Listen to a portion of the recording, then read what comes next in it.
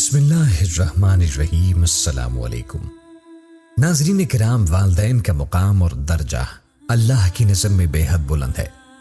بے شک وہ شخص کامیاب ہو گیا جس نے دنیا میں اپنے والدین کی خدمت کی، اور اگر اولاد والدین کے ساتھ برا سلوک کرے تو وہ دنیا و آخرت دونوں کو خراب کر بیٹھتے ہیں۔ ناظرین کرام، آج کا یہ واقعہ حقیقت پر مبنی ہے جو پاکستان کے ایک شہر میں پیش آیا، جس میں ایک بیٹے نے اپنے ہی باپ کو زندہ دفنایا، اور پھر ایسا کیا ہوا کہ سب لوگوں نے اللہ اکبر کے نعرے لگانا شروع کر دیے۔ جاننے کے لیے ویڈیو کو آخر تک ضرور دیکھیں۔ نئے آنے والے دوستوں سے گزارش ہے چینل کو سبسکرائب کیجئے اور بیل آئیکن کو بھی دبا دیں تاکہ تمام ویڈیوز کا نوٹیفیکیشن آپ کو بر وقت ملتا رہے۔ ناظرین کرام، ایک گاؤں میں ایک آدمی نہایت امیر تھا۔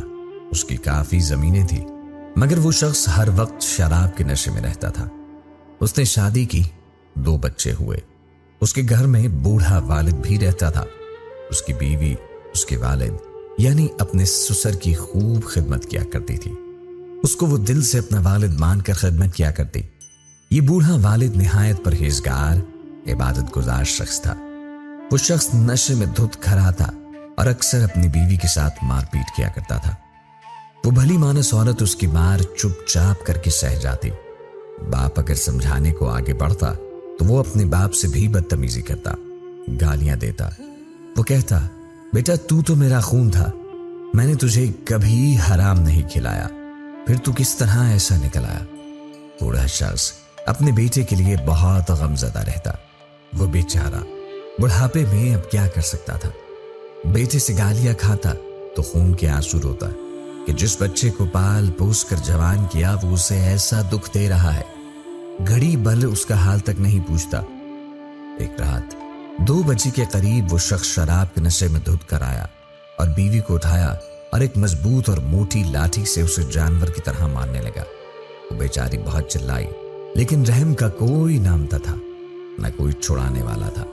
چیخیں سن کر بوڑھا والد اٹھا اور بیٹے کو جا کر کہا کہ کیا ظلم کر رہا ہے، یہ کون سا وقت ہے جھگڑنے کا، اور تو اس کو کیوں بری طرح مار رہا ہے؟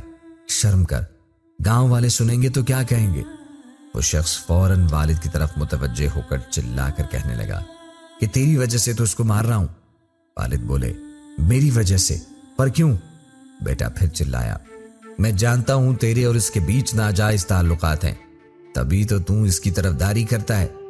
پھر اس بدبخت بیٹے نے والد کو بھی لاٹھی سے مارنا شروع کر دیا۔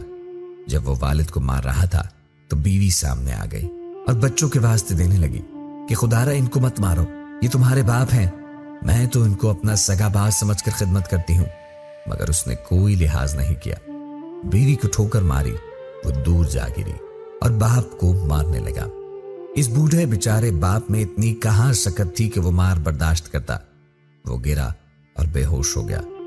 وہ شخص ڈر گیا کہ بوڑھا باپ شاید مر گیا ہے۔ اس نے بیوی کو بالوں سے گھسیٹ کر کمرے میں بند کیا اور گھر کے پچھلے حصے میں جا کر گڑھا کھودنے لگا۔ یہ بدبخت اس وقت انسان نہیں، شیطان بنا ہوا تھا، جو بھول گیا تھا کہ اپنے نیک عبادت گزار بزرگ باپ پر تہمت لگا کر مار مار کر اب کیا کرنے جا رہا ہے۔ اس نے گڑھا کھودا اور باپ کو گھسیٹ کر لایا اور گڑھے میں پھینک کر مٹی ڈال دی۔ اس نے اپنے باپ کو زندہ ہی دفن کر دیا۔ بیوی کھڑکی سے یہ سب دیکھ رہی تھی، بری طرح رو رہی تھی، چیخ رہی تھی، اپنے بچوں کے اللہ کے نبیوں کے واسطے دیتی رہی، مگر اس شخص نے ایک نہ سنی۔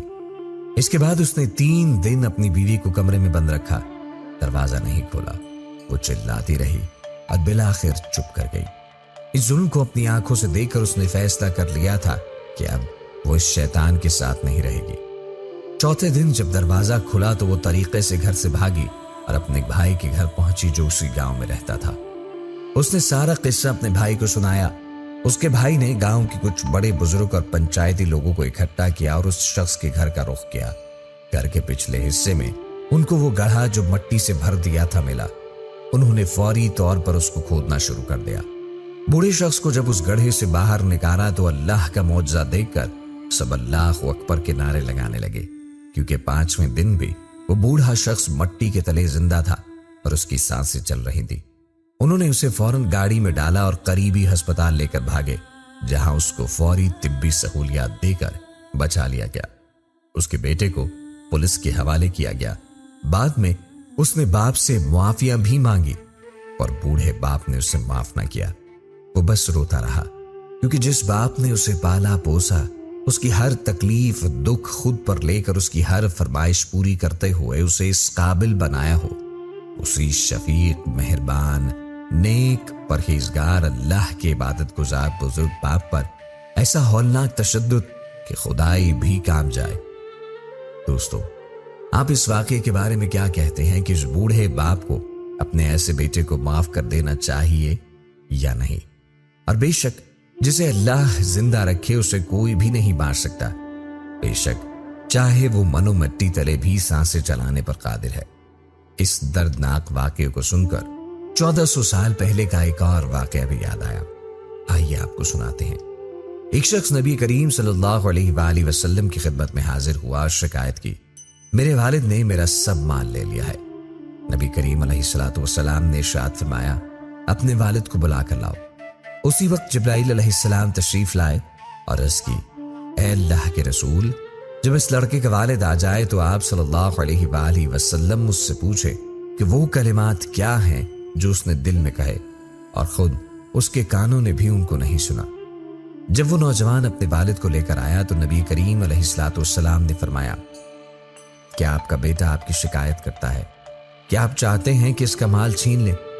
والد نے عرض کی، یا رسول اللہ، آپ اسی سے پوچھ لیں کہ میں اس کی پھپھی، خالہ یا اپنے نفس کے سوا کہیں خرچ کرتا ہوں؟